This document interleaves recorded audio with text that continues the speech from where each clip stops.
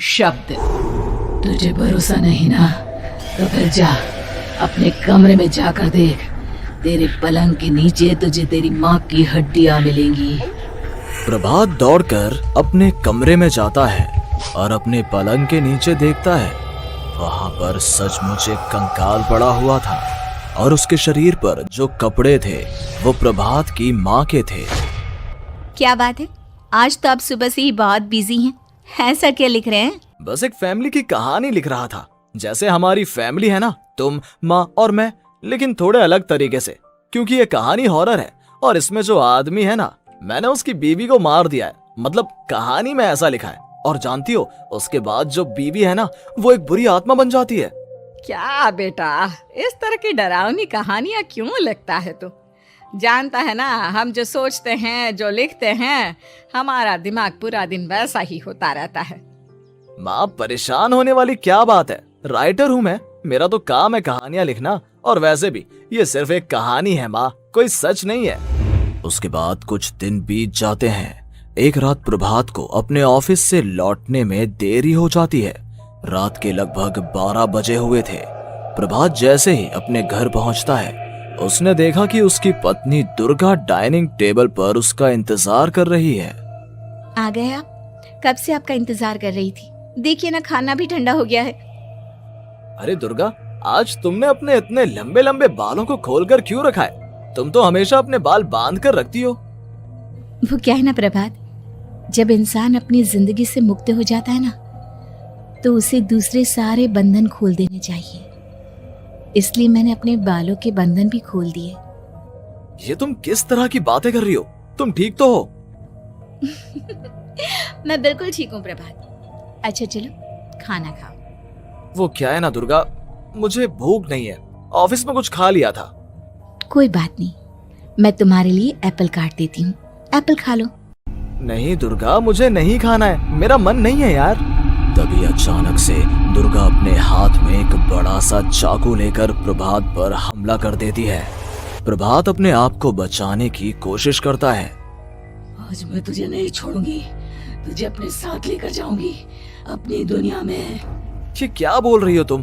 तुम्हारा दिमाग खराब हो गया है। आखिर तुम हो कौन? दुर्गा अपनी गर्दन टेढ़ी करते हुए बोलती है। मैं दुर्गा हूँ, तुम्हारी पत्नी। ध्यान से देखो मेरी आंखों में। प्रभात बुरी तरह से डर जाता है और घबराहट में वो चाकू अपनी पत्नी के पेट में मार देता है। उसकी पत्नी की वहीं के वहीं मौत हो जाती है और उसकी चीख की आवाज सुनकर उर्मिला दौड़ते हुए बाहर आती है। ये तूने क्या किया प्रभात? तुमने अपनी पत्नी का खून कर दिया। लेकिन तू तो उसे बहुत प्यार करता था बेटा। तूने बहू को क्यों मार डाला? माँ, ये आपकी बहू नहीं थी, इसके अंदर कोई बुरी आत्मा घुसाई थी। मैं नहीं जानता ये सब कैसे हो गया, लेकिन वो मुझ पर हमला कर रही थी, मुझे मारने की कोशिश कर रही थी। माँ, मैंने कुछ नहीं किया। ये तूने क्या कर दिया बेटा? दुर्गा ने मुझे कहा था कि वो तेरी कहानी के उस कैरेक्टर की तरह एक्टिंग करके तुझे डराने की कोशिश करेगी। अरे वो तो तेरे साथ मजाक कर रही थी। हे भगवान, ये क्या हो गया? इसका मतलब दुर्गा। लेकिन माँ, मैंने जो कहानी लिखी थी उसमें भी ऐसा ही हुआ था। उस औरत ने अपने पति के साथ मजाक किया और गलती से उसके पति ने उसके पेट में चाकू मार दिया। मेरी कहानी सच कैसे हो सकती है? माँ, मुझे बहुत डर लग रहा है। अब ये सोच, दुर्गा की लाश का क्या करें हम? अगर गलती से भी ये बात बाहर फैल गई ना, तो तुझे पूरी जिंदगी जेल की सलाखों के पीछे रहना पड़ेगा। एक काम करते हैं माँ, हम घर के पीछे वाले बगीचे में उसकी लाश को दबा देते हैं। अगर कोई पूछेगा तो कह देंगे कि उर्मिला अपने मायके गई और फिर एक दिन हम भी अचानक यहाँ से कहीं दूर चले जाएंगे। कोई नहीं आएगा हमें पूछने, कोई नहीं आएगा माँ, बाद में जो होगा हम देख लेंगे। प्रभात अपनी माँ उर्मिला की मदद से दुर्गा की लाश को अपने घर के बगीचे में गाड़ देता है। कुछ दिन तो ऐसे ही बीत जाते हैं, लेकिन एक दिन अचानक रसोई से आ रही कुछ आवाजें सुनकर प्रभात की नींद खुलती है। प्रभात ने देखा कि वहां पर एक लंबे बालों वाली औरत दूसरी तरफ चेहरा करके खड़ी हुई थी। कौन है? कौन है वहां पर? अरे कौन हो तुम? मैं दुर्गा हूँ प्रभात। क्या हुआ? मुझसे इस तरह के सवाल क्यों कर रहे हो तुम? तुम दुर्गा नहीं हो सकती। दुर्गा तो प्रभात, मैं तुम्हारी पत्नी हूँ, तुम मुझे कैसे भूल सकते हो? 4 दिन के लिए मायके क्या चली गई, तुम तो मुझे भूल ही गए। अब अगली बार ना मैं कहीं नहीं जाऊंगी। पता चला तुमने तो मुझे पहचानने से ही इनकार कर दिया। नहीं, तुम दुर्गा नहीं हो सकती।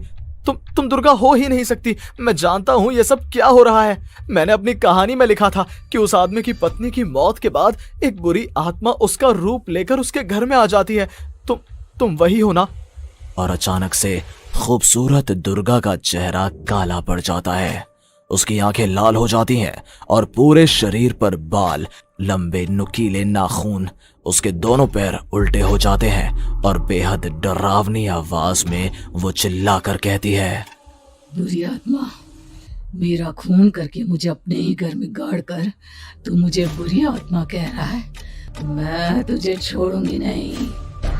और अचानक से प्रभात के घर में बेहद डरावनी आवाजें गूंजने लगती हैं। घर में चारों तरफ बहुत सारी बुरी आत्माएं नजर आने लगती हैं।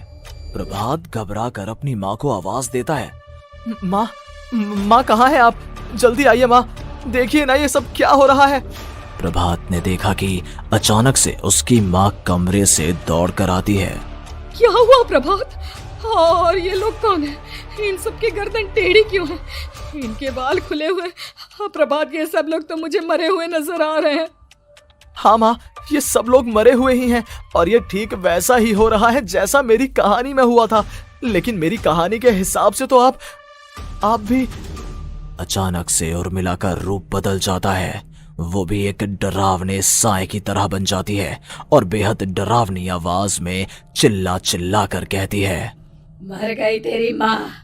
जानता है, कल रात जब तू सो रहा था ना, तो मैंने उसके शरीर का सारा खून पी लिया। अब बस हड्डियां बची है उसके शरीर में। नहीं, ऐसा नहीं हो सकता। ऐसा बिल्कुल नहीं हो सकता। मेरी माँ नहीं मर सकती। तुझे भरोसा नहीं ना? तो फिर जा, अपने कमरे में जाकर देख। तेरे पलंग के नीचे तुझे तेरी माँ की हड्डियां मिलेंगी। प्रभात दौड़कर अपने कमरे में जाता है और अपने पलंग के नीचे देखता है। वहां पर सचमुच एक कंकाल पड़ा हुआ था और उसके शरीर पर जो कपड़े थे वो प्रभात की माँ के थे। माँ, अब मुझे कुछ करना पड़ेगा। लेकिन मेरी कहानी में लिखा था कि माँ की मौत मेरे हाथों से होगी, पर माँ तो पहले ही मर चुकी है और वो बुरी आत्मा मुझे भी मार देगी। नहीं, इससे पहले कि वो मुझे कुछ करे, मुझे उसका काम खत्म करना होगा। प्रभात अपने हाथ में बड़ा सा चाकू लेकर उस बुरी आत्मा पर हमला कर देता है जिसने प्रभात की माँ का रूप लिया हुआ था। और अगले ही पल वो नीचे गिर जाती है और उसके शरीर से खून बहने लगता है। ऐसा नहीं हो सकता। एक बुरी आत्मा के शरीर में तो खून होता ही नहीं है। तो क्या सच में मैंने अपनी माँ को मार दिया? लेकिन अभी कुछ देर पहले तो फिर वो कंकाल किसका है? और ये कौन है? मैं पागल हो जाऊंगा। और अपनी माँ की लाश, इसका मैं क्या करूं? लोग पूछेंगे तो मैं क्या जवाब दूंगा? तभी वहां पर दुर्गा का रूप लेकर जो आत्मा थी उसने प्रभात से कहा, गाड़ दे अपनी माँ को ले जाकर उसी जगह जहाँ तूने मेरा खून करके मुझे गाड़ दिया था। जा, चला जा। घबराया हुआ प्रभात पागलों की तरह अपनी माँ की लाश को लेकर बगीचे में गाड़ देता है। प्रभात की हालत पागलों जैसी हो जाती है। वो अपने आप को अपने घर में बंद कर लेता है। कहानी के हिसाब से तो आगे ये हुआ था कि कहानी लिखने वाले ने उन बुरी आत्माओं से डरकर आत्महत्या कर ली थी। तो क्या मैं भी मर जाऊंगा? क्या मैं भी आत्महत्या कर लूंगा? एक काम करता हूँ, मैं अपनी कहानी का अंत बदल देता हूँ। हाँ, ये मैंने पहले क्यों नहीं सोचा। मैं लिख दूंगा कि कहानी को लिखने वाला आत्महत्या नहीं करता, बल्कि कहीं दूर जाकर नए सिरे से अपनी जिंदगी शुरू करता है। यही सोचकर प्रभात ने अपनी लिखी हुई कहानी को बाहर निकाला और उसे पढ़ना शुरू किया। ये देखकर वो हैरान रह गया कि कहानी का क्लाइमैक्स तो किसी ने पहले ही बदल दिया था। ये क्या? इसमें तो लिखा हुआ है कि आखिर में उस लेखक की पत्नी और माँ दोनों बगीचे में जिंदा दफन थे।